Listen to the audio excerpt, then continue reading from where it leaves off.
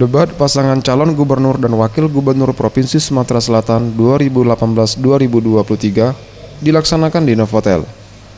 Masing-masing paslon memaparkan visi dan misi serta strategi pembangunan Sumsel 5 tahun ke depan.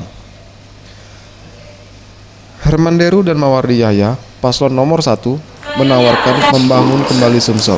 Di atas kemiskinan rata-rata nasional.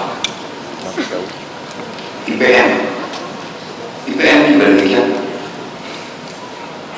Kalau kemiskinan tadi kita nomor 3 termiskin di Sumatera Selatan, IPM kita tidak juga di atas rata-rata nasional, tapi di bawah rata-rata nasional.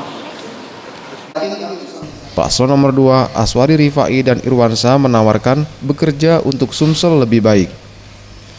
Selatan memiliki visi Mapemimpin itu harus bersih, memberikan rasa sejuk kepada masyarakatnya, dan membuat Sumatera Selatan maju secara bersama-sama. Yang pertama, kami ingin memberikan infrastruktur yang lebih merata di 17 kabupaten.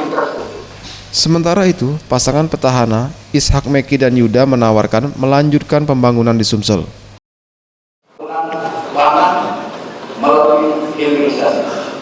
Kami juga mewujudkan pembangunan pengelolaan bahan baku karet dan sawit dengan mendatangkan para investor tahu.